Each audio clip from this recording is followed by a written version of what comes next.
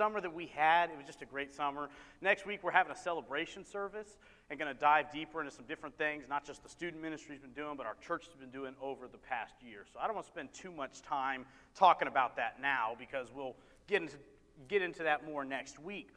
But here's kind of the point I want to get across is that we could not do what we did this summer without you. And I mean that wholeheartedly, because what you guys provided for our students is the ability to do things like camp and Mission Muskogee and CIY. You guys made that possible, and the children's ministry has a whole gamut of things that was made possible because of you as well. Because you prayed for us, but because you also gave financially. Literally, you made things possible because you love our students. You may not know them, you may not even know their names or what they look like, but what you do know is that God was doing something in our church, and you wanted to be a part of that.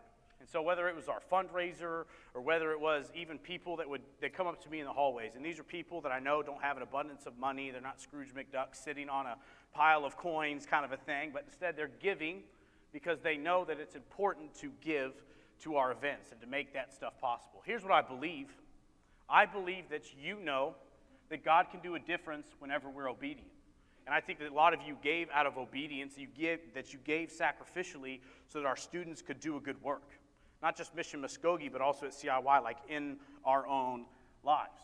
I know that you believe that, but here's a question that we're going to pose today. Do you believe that for yourself? Do you believe that God can do something through your life? That he can do the impossible? Like Brady had mentioned, we're talking about David and Goliath this morning. Chances are it's not a new story to you. In fact, the story of David and Goliath goes throughout all of time. It's used as an illustration. You could turn on a sports game, and you can almost guarantee if it's a good team against a bad team, you can almost predict they're going to use the illustration. This is a David versus Goliath situation. You can tell that in any kind of story and narrative, they use the narrative of David and Goliath time and time again. You've heard the story in Sunday schools growing up, and you heard the stories that maybe do in your own Bible reading. The story of David and Goliath is not a new one.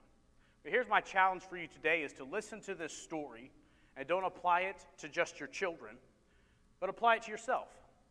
How does this fit into my life? Now, like I just said, I grew up in church, and as I was growing up in church, we did the David and Goliath story, and of course, I would kind of take whatever I wanted to apply it to myself. And so I remember playing football, and it was my junior year of high school. I went to a school called Topeka West, and I'll just let you know, we were terrible at football. I mean, just absolutely horrendous football program. We had to play the last game of the season, had to play against Shawnee Central. Not horrible, not horrendous. They were really good. Number 1 ranked team in the state, number 1 ranked player in the state. The guy by the name of Jake Sharp, and he was a running back, and it was a big deal growing up a Kansas Jayhawk fan that he was going to KU and be their starting running back as a freshman. Now, this isn't the KU of right now where if we win 1 or 2 games, it's a good year. This is back in the day when KU was going to bowl games and winning the Orange Bowl. Jake Sharp was on that team. He was the running back on that team. And so we had to play against Jake Sharp. And so here's our David and Goliath story. And we knew we weren't going to win, right?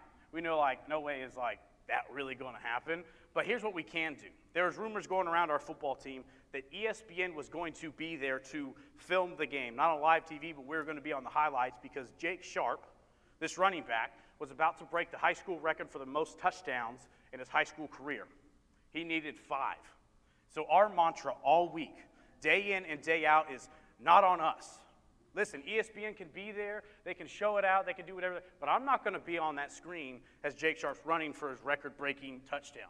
Every week, all that week, day in and day out, that mantra, not on us. That's what we told each other, not on us. In fact, Salina, what they would do is they would do the exact same first play every single game because nobody could stop it. So by the time it got to us, we knew exactly what they were going to do. They were going to line up this way, and Jake was going to be right here, and they were going to toss the ball to Jake out to the side, and he was just going to run around, and the blocks would come through. And sure enough, as I'm starting on defense, I sit there, and it's the exact same formation that we practiced. And I said, it's coming. Everybody is coming. We had practiced it day in and day out, and I remember through my head, not on us, not on us. So the very first play of the game, Jake Sharp ran for a 73-yard touchdown on us. And see, we still thought, but he's not going to break the record. He's not going to break the record, not on us. ESPN didn't show up, by the way. That was just high school kids being high school kids. We thought, not on us. Jake Sharp was sitting after the first half because he already had 6 touchdowns, and the ball game was pretty much over. I remember thinking, why can't I be David taking out the Goliath? Now, I don't think that the story of David and Goliath is necessarily applied to high school football. I don't know how much God cares about high school football scores or records being broken on my accord. But I do know that he cares deeply about what giants you're facing today. And I just have to get this out of the way. David and Goliath, what you know about David and Goliath, Goliath was big, David was small. Here's some pictures to kind of show some tall versus, I wouldn't even say short. See, this is Yao Ming. He used to be in the NBA, played for the Houston Rockets. He's a Chinese guy that came over, was a big hit in the league. And you would think, well, he's taller than that guy, until you realize the other guy he's standing next to is Kobe Bryant, who is 6'6" himself. And so there's Yao Ming standing next to Kobe Bryant. Yao Ming's about 7'5". All right, next picture is this. This is Shaquille O'Neal standing next to Kevin Hart. Kevin Hart is a comedian, infamous for being little. He makes fun of his littleness all the time. Here's Shaq, who is 7'1", and Kevin Hart, who's about 5'4". Now that looks pretty drastic. Look at this next one.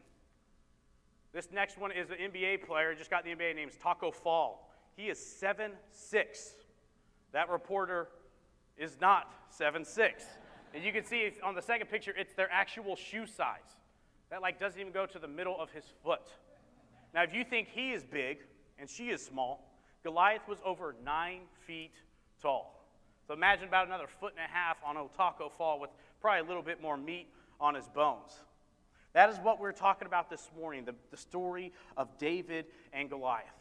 Let's jump right on into the story. So here's what it says. We'll be in chapter 17. We're going to read a lot of scripture today, so make yourself be alert. Don't just fade off as we're reading. Make yourself be alert. It says this: So the Philistines and the Israelites faced each other on opposite hills, with the valley between them, known as the Valley of Elah.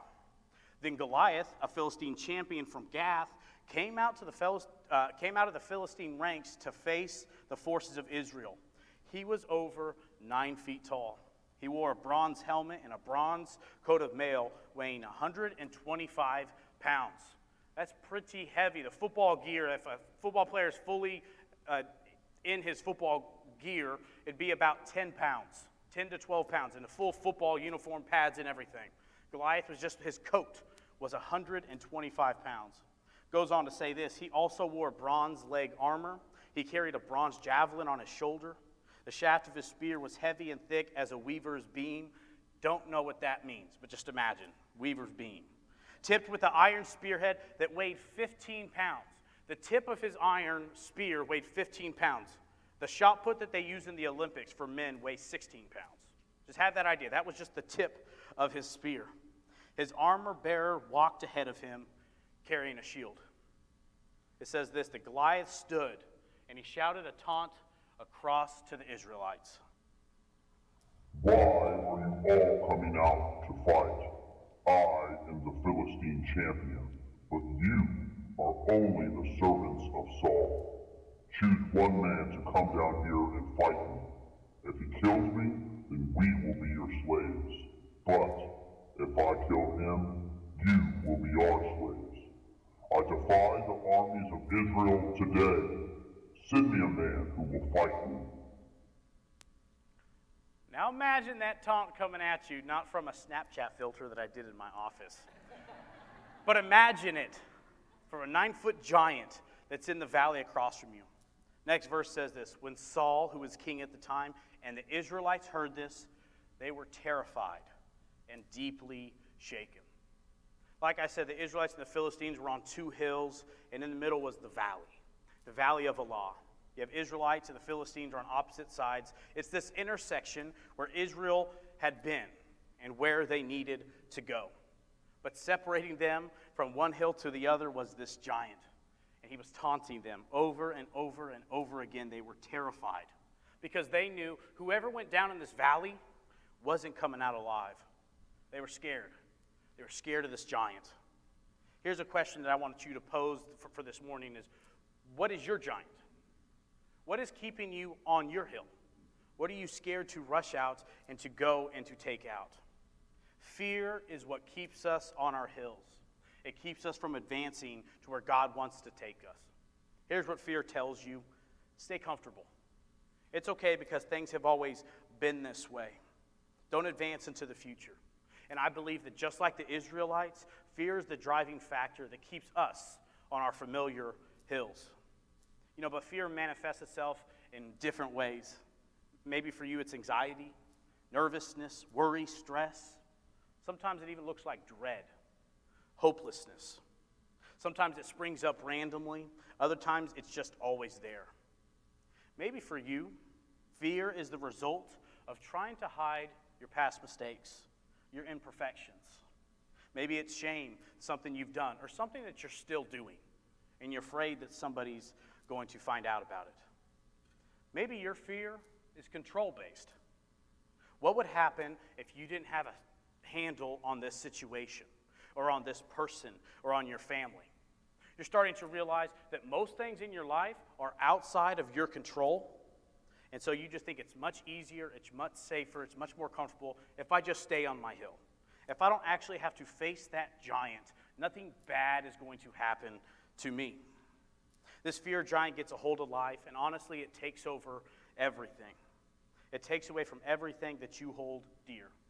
I heard somebody write it this way. Here's what he said. Fear can demoralize you. Ultimately, it diminishes God's glory in your life. It chews away at your life. It erodes your sense of confidence, and it steals your praise of God.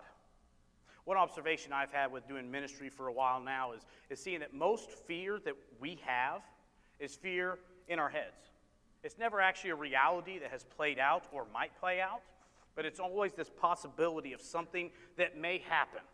There's going to be a negative consequence to whatever action I need to take over. And this plays out with students all the time, but it still plays out with adults.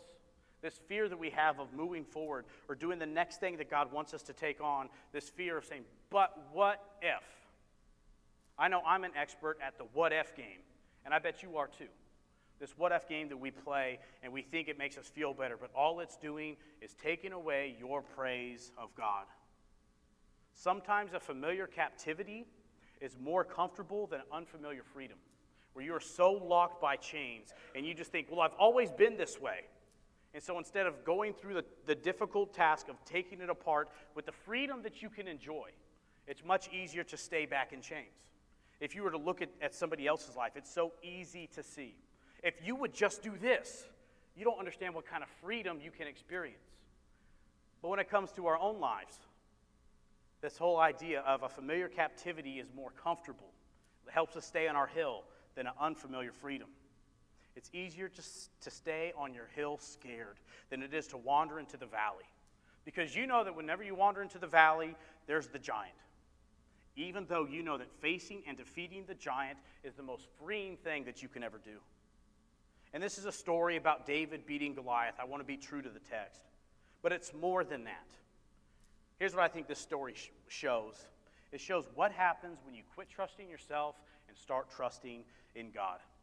Here's the thing that I've observed. It's called the progression of fear. The progression of fear. Fear never just stays still. It keeps on moving. And here's how it starts. Fear starts off as a possibility. You start thinking about whatever is keeping you on your hill, whatever fear is holding you there, and you start thinking, it's possible this may happen. It's possible my kids may do this. It's possible that I may lose my job. It's possible that somebody doesn't like me, whatever it may be. It's a possibility. And the more that it happens, and the longer you hold on to that, it goes from possibility on over to probability. It's you start thinking, instead of it possibly happening to you, it's probably going to happen to you. So instead of this fear, oftentimes, remember, is inside of our heads. It does not stay at it might possibly happen, because the longer you dwell on it, the longer you don't deal with it, the longer you're on your hill, that giant starts to grow. It goes from possibility to probability, and finally it turns into this. It turns into a reality. Now notice I put in parentheses perceived, because it has to all start with P, but also because it's not real.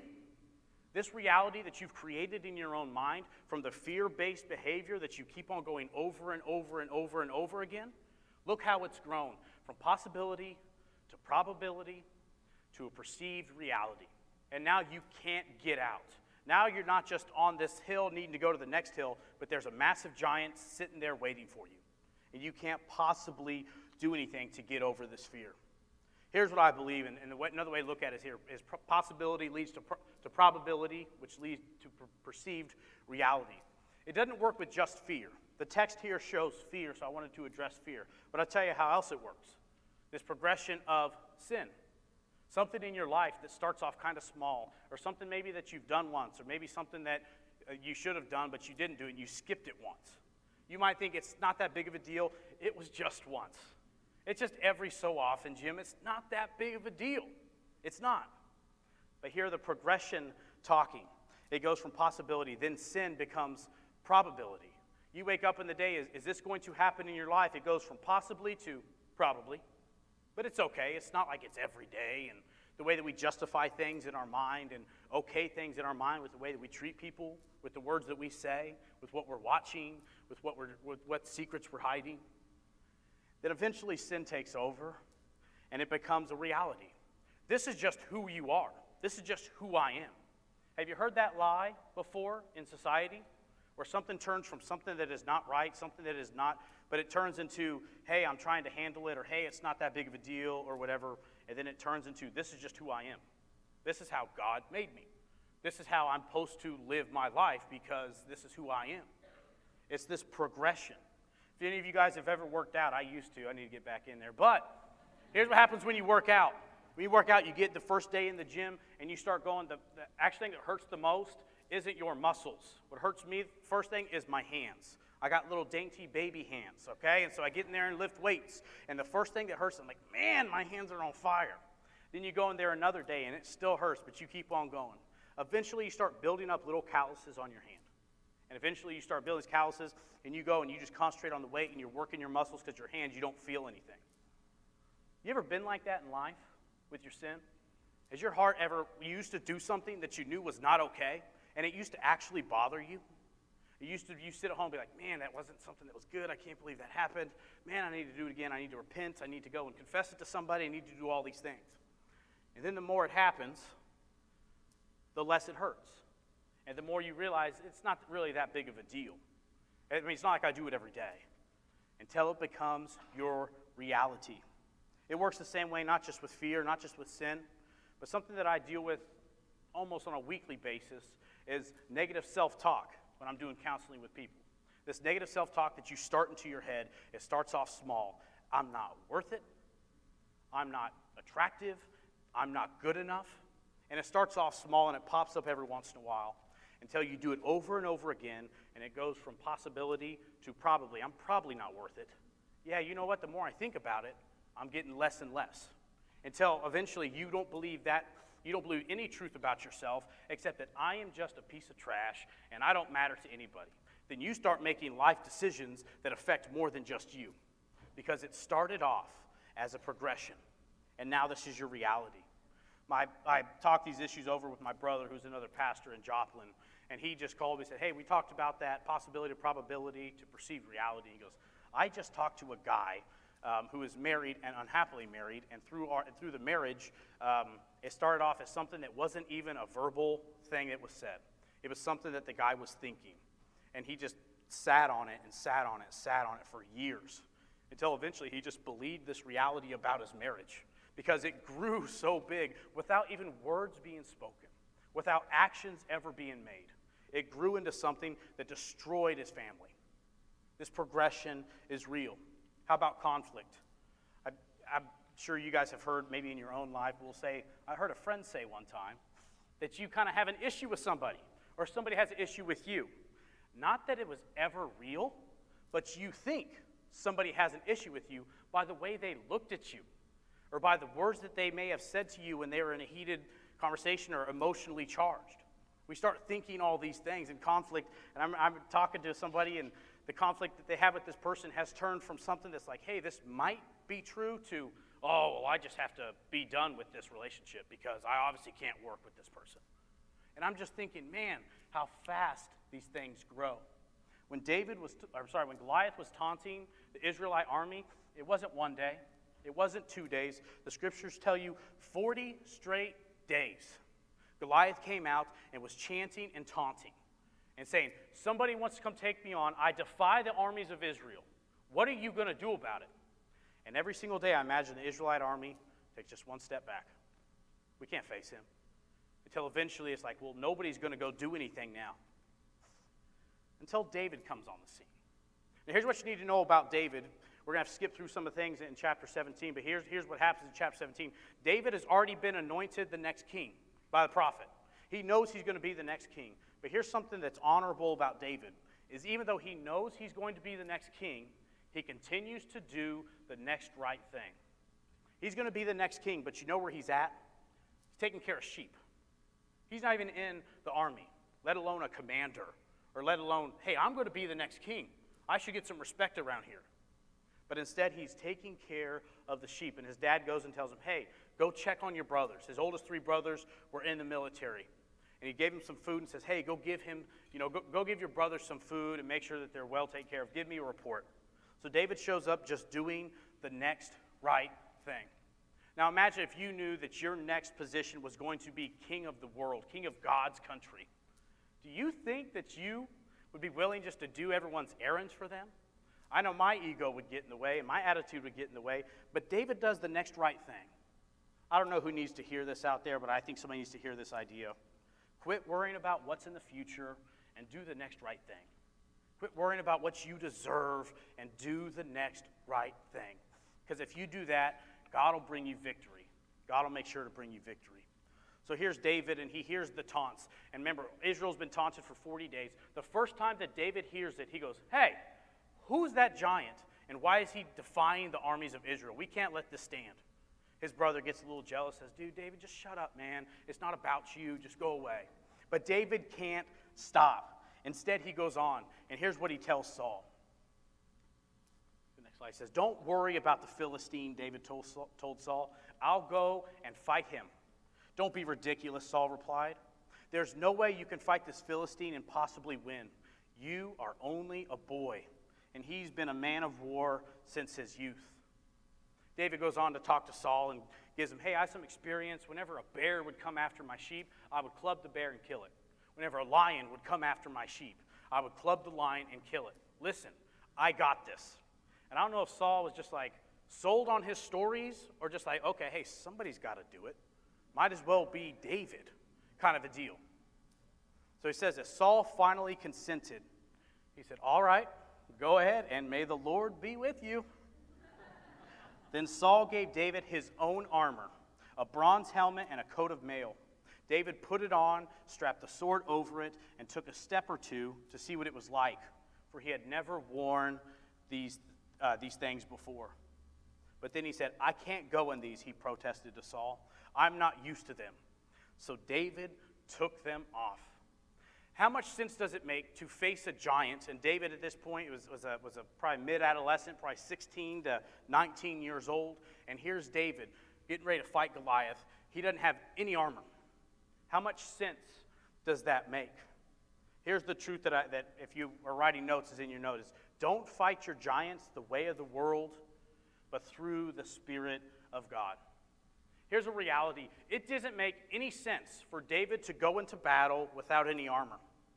But sitting here today, and you're thinking about a game plan to attack your giant, let me tell you this. Sometimes the biggest giants need to be fought, not the way the world fights, but how you follow Jesus through trials. Even if it doesn't make any sense to you. Even if it doesn't make any sense. The book of James is Jesus' brother. The author is Jesus' or half-brother, right? And he says this, consider it pure joy when you face trials of many kind. What? Why would you ever consider a trial a joy? Whether it's through sickness or death or any kind of struggle that you may have or a sin problem you have, why would you ever consider something so terrible a joy?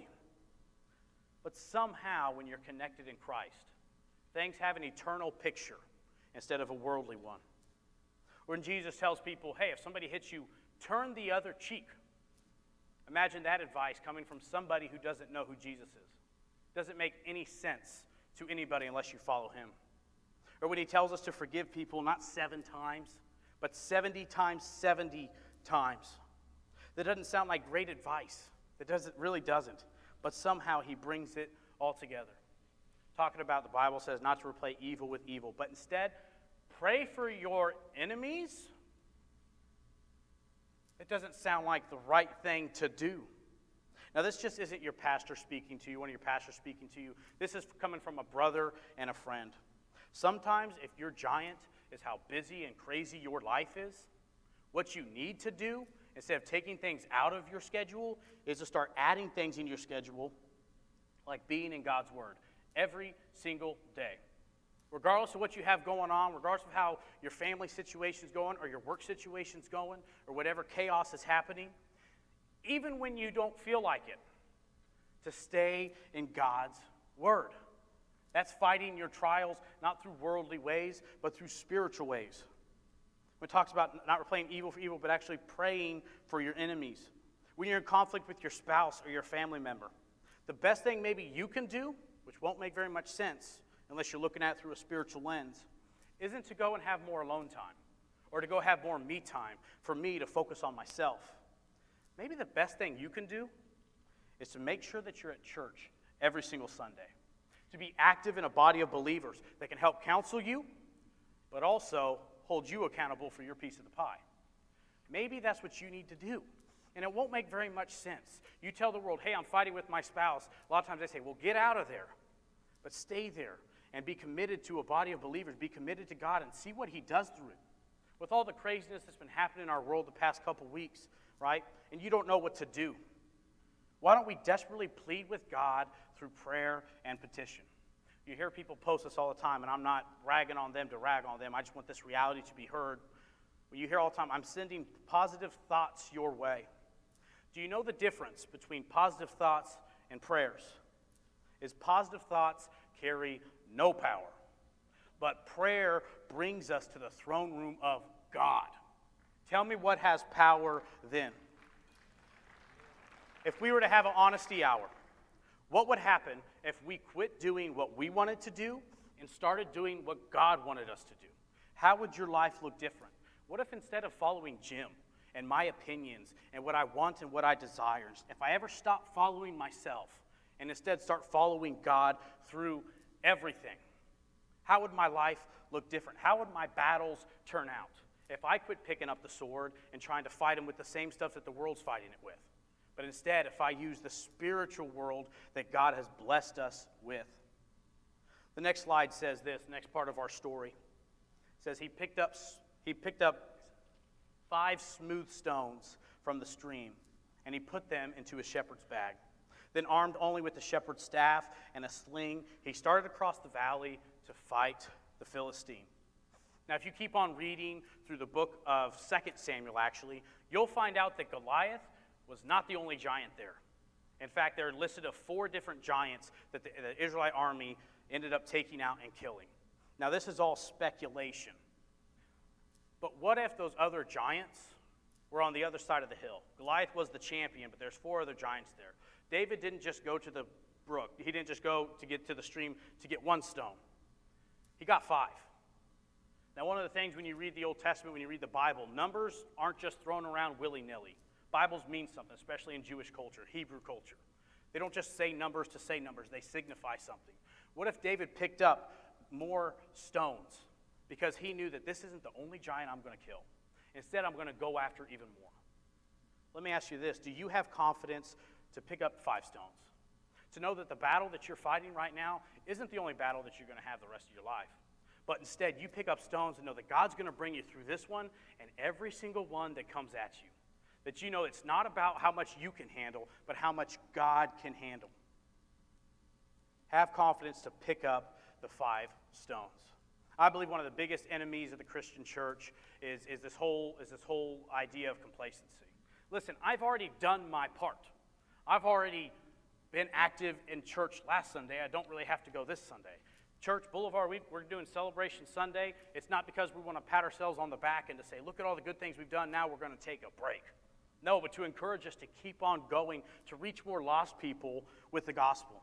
Don't be complacent with 1 stone. Pick up 4 more. You have to have confidence to see past the giant. Know another one is coming. Next part of our story says this.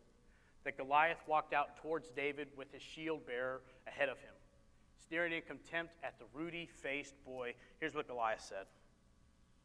Am I a dog that you would come at me with a stick?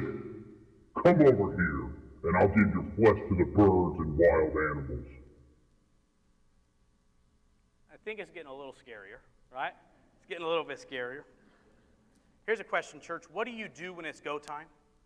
What do you do when it's not so much just sitting in here and saying, hey, go out and face your giants? What do you actually do when your giant is coming after you and threatening you? Do you revert back to doing what you've always done? Do you always revert back, or do you make a change of action? Think back to how the army of Israel responded to taunts after day 1, day 2, day 3, day 4, day 5. Next thing you know, it's day 40. It takes a boy and David to show up to say, hey, this is not okay. When we face our giants, I want us to have the same response that David has here. Let us fight the way that David fought. Let God take our battles for us. Here's what he says back to him. It says, David replied to the Philistine, you come at me with sword, spear, and javelin, but I come to you in the name of the Lord of heaven's armies, the God of armies of Israel, whom you have defiled. But the Lord will conquer you, and I will kill you and cut off your head. Then I will give the dead bodies of your men to the birds and wild animals. And the whole world will know that there is a God in Israel, and everyone assembled here will know that the Lord rescues his people, not with sword and not with spear. This is the Lord's battle, and he will give you to us. If you notice here, David isn't about himself. He's not puffing out his chest, saying, look how awesome I am. Look at my ability. It was always confidence that God is going to do something about this. What about you? What about us? Honestly, what confidence do you have what God is going to do with your giant? Story continues right here and says this. As Goliath moved closer to attack, David quickly ran out to meet him. Reaching into his shepherd's bag and taking out a stone, he hurled it with his sling and hit the Philistine in the forehead. The stone sank in, and Goliath stumbled and fell face down on the ground. So David triumphed over the Philistine with only a sling and a stone, for he had no sword. Then David ran over and pulled Goliath's sword from a sheath. David used it to kill him. And then, this detail is important, then he cut off his head. You don't read that very often when you're in Sunday school. You don't hear that very much when you're back in children's church. We have a little book that we read our Bible stories to our kids. And I guarantee you it doesn't add the little detail that David went and cut off Goliath's head. But it's important, and I'll tell you why in a bit. Here's today's message summed up. The story of David and Goliath isn't whether you believe in God or not, whether you believe that he exists or not. Here's the question. Do you believe that God is bigger than you? Do you believe that God is bigger than your struggle, that he's bigger than your sin, that he's bigger than your enemy? Is God really bigger than your giant? If you're a follower of Jesus, here's what you should do. Stop looking at how tall your giant is and look at how big your God is. And understand that he will bring us through it all.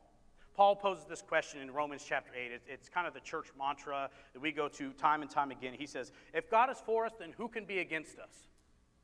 And if I'm going to answer that honestly, a whole lot of stuff can be against us. And a whole lot of people can be against us. Just biblically speaking, in Israel, it was the Assyrians. And after the Assyrians, it was the Babylonians. And then the Persians. And after the Persians, it was the Greeks. And after the Greeks, it was the Romans. What kind of question is this, Paul? And maybe in your own life, maybe you feel like, well, if people are against me, my sin's against me, my temptation's against me, this financial situation I find myself in, my anxiety's against me, sometimes my family's against me, my job's against me. But Paul's question isn't really about how no one can possibly come against you. It's a question of, does it really matter who comes against you when you have God fighting for you? And I'm hoping that we all know the answer to that. There's a seemingly gruesome detail added to the story. David goes and cuts off Goliath's head. Somebody told me I needed to bring a mannequin head out here, and I said, I'm going to skip on that. That's a Steve Moss move, man. That's something Steve would do, brother. If you keep reading chapter 17, you'll see that David doesn't just cut off Goliath's head. He carries it around. He doesn't just cut it off and just leave it and go on walking. He puts it like in his bag. And he said when Saul was talking to him later on to find out who David was and who killed the giant, all this stuff, that he pulled out the head to show Saul. It reminds me of a story, and you may think it's a stretch, but it's not, of Zeke. And Zeke is in the middle of potty training right now. And it's getting better. It was going horribly wrong for a little bit, but we're starting to get a little bit better. He likes going number 1 outside. Sometimes he attempts to go number 2 outside. We're trying to tell him, no, you can't do that. He's really good at going number 1. He'll go in the potty and everything. He's really, really good. Really, I mean, he really likes it, so it's kind of weird. But he was devastated to go number 2 in the toilet. And so we were trying all this crazy stuff. He would go in his diaper but wouldn't go in the toilet. We cut a hole in the diaper and sat him on the toilet thinking, we're going to get him, kind of a thing. We tried all these things. I was with some students at a trip in Texas when Zeke finally went number 2 in the toilet. And it was such a big deal that I was with students and I recorded myself with students and we all gave him a big old cheer and gave him love and all that stuff. It was awesome. And when I got home and the first time he went potty, he came out to me, he was so excited. And here's what he yelled in our house at the top of his lungs is, Daddy, I went poop. Just was pumped up about it. And I'm thinking, man, celebrate it because it matters. To him, that matters. You want to know why David cut off Goliath's head and then kept carrying it around? Because it mattered what God did through that.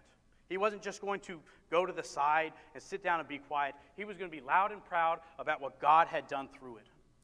Now, I've been in recovery from my alcoholism. And here in just about over a month, I'll be coming up on 500 days of sobriety. And I love that. Thank you. And here's the greatest part, is it has nothing to do with me. It has everything to do with who God is and what God was willing to do when I was ready to let him fight my battles. Now, as I've been in my recovery in a couple different programs, I go to Alcoholics Anonymous, I go to AA, as well as I go to Celebrate Recovery. And through these different recovery programs, a couple things really bothered me when I first started it. For example, there's a guy in my AA, and he's a really good dude, has lots of sobriety underneath his belt. And here's what he would say every time. Whenever you go to AA meeting, you introduce yourself, and you admit that, hey, I have a problem with drinking. So it's, hi, my name's Jim, and I'm an alcoholic, before you share. And this guy, every time he would introduce his name, and then he would say, and I'm a grateful alcoholic. And it took me a while to think about that, and I remember thinking, I will never be grateful for this. I'll never be grateful for the way it made me feel, the way it made my family feel, the kind of craziness that taken over my mind when I was abusing that substance. And I'll never understand why he would ever say he's grateful for this. And then at Celebrate Recovery, here's what they do. Whenever somebody goes up and speaks in front of someone, they come out and they say, hi, my name is Jim. I'm a faithful believer in Jesus, and we're Celebrate Recovery over alcoholism. But Celebrate Recovery is not just about substance abuse. It's about all these different things. And people are wide open about their struggles. And the first couple times I went, I said, dude, I wouldn't share that with people. Why would you tell people that you struggle with that? Isn't that embarrassing? Isn't that hard for you? Doesn't that take a shot at your ego and your pride? Until I got more of my recovery underneath my belt, to where I can sit here and say, hey, I don't know if I'm grateful to be an alcoholic yet, but I'm so thankful to see what God has shown me through my alcoholism. And man, as I sit here and do Celebrate Recovery, that my name is Jim, and I'm a grateful believer in Jesus, and I celebrate recovery over alcoholism, but it's not me, because that first part is so important. I'm a grateful believer in Jesus, and because I let him fight my battles for me, instead of me fighting it myself, I celebrate recovery over alcoholism. Now, it'll be a struggle the rest of my life, and I know that if I give Satan a little foothold, it's going to tear everything down. But man, what power do we have as followers of Jesus, that when we do face our giants, it's not on our own. That God is actually fighting for you. And when he fights for you, and when you defeat that enemy, you sit down and you cut off his head. And you sit there and you just don't hide it away so nobody can see it. Because do you know how many opportunities we have whenever we have a testimony that says, God brought me through this? And I can go to the mountaintops because it's not about me. It's never been about me. It's all about what God is doing through me. We have this belief. Thank you. We have this belief. People make this association. Here's what they think, that if you follow Jesus, you have to do stuff for him. And they start thinking, if I just have to do this stuff for Jesus, I can do it for him. You're welcome, God. I went to Bible study today. You're welcome, God. Following Jesus has never been about what you can do for him. It's all about what the scriptures say. What can God do for you? And what can God do through you? Not about you, but for other people. Our whole deal here at Boulevard is to be a caring community of Christians with each other, but also a caring community of Christians that go out and reach the unchurched. It's not about what Jim does. It's not about what you do. It's about how God has fought through your giants. And I know there's some people in here that the best thing you can do is put down the baggage and to put down this emotional and physical and all this different baggage that we have carried up. Because this pressure that you're feeling when you're facing your giant, it's not coming from God. It's coming from yourself. Sometimes it's honestly coming from Satan, where he says, hey, just carry this a little bit longer. Hey, that giant's way too big. There's nothing you can do about that. If you drop the baggage of your own self-pressure and start living in the confidence that God is the most freeing thing you will ever do. Sometimes a familiar captivity, it's more comfortable than unfamiliar freedom. And this is what God promises, that if you let me fight your battles for you, that you don't have to settle for comfort, that you can settle for freedom. And here's what we want to do now, is we want to stand, sing, proclaim that truth